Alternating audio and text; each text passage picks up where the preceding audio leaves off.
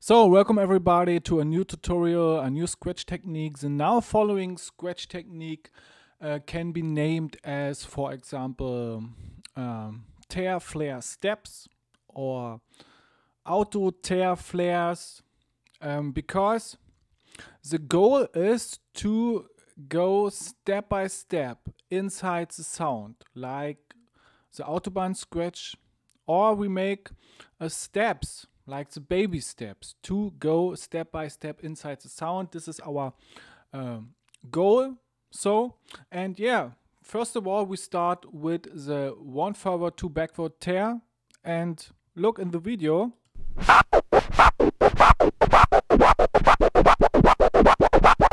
This is the Tearflare, the 1 forward 2 backward tear, and now we see the new variation, or the Tearflaresteps or something like that, and it goes like this here.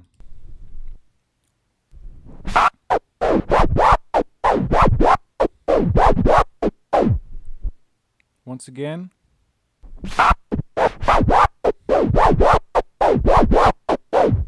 Okay, and as you saw, I go step by step by every Tearflare pattern inside the sound. So, and yeah, the responsible is for this type of sequence additional step inside the pattern.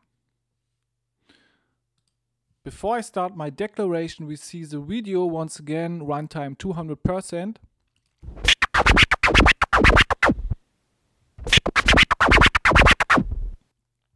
And it's very interesting when you use other phonetic recordings, other samples, for example, melodies or syllables or something like that, because when you go step by step inside the sound, you can differentiate the phonetic and as you want it. So, but we start now with the practical conversion of this pattern, first without using the crossfader, and we move the record at first as a tear sequence, 1 forward 2 backward tear. That means we let the record play at first,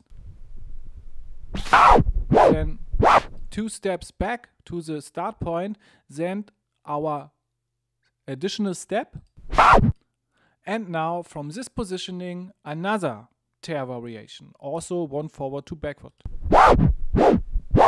Okay, and then the same in the forward direction, that means another step, and then once again another tear. Once again. Okay. Tear. Additional step.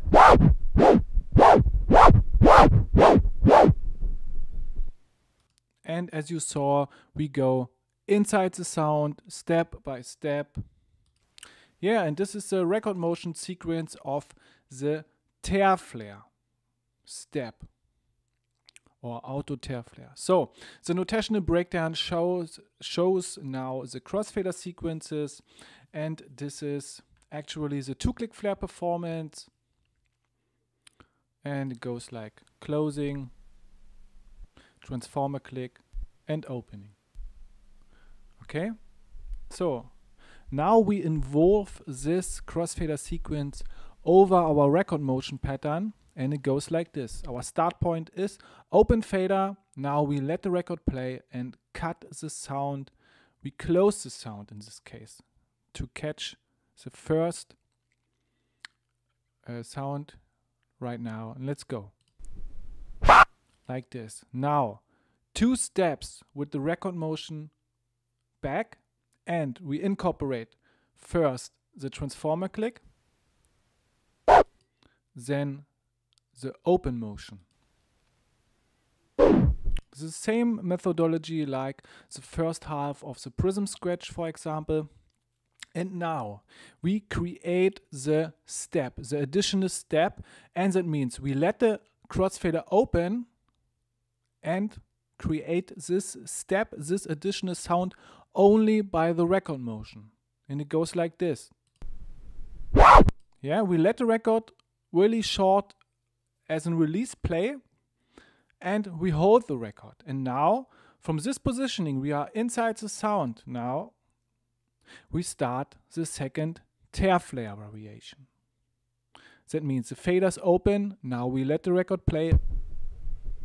Closed, then backward motion, a E-tone, transformer click, and now open and another E-tone.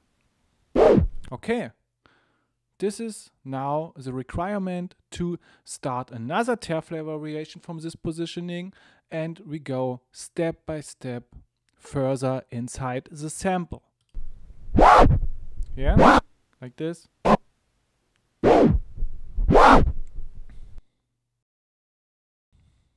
Finally, the practical conversion in double time of the tearflare steps or auto tearflare.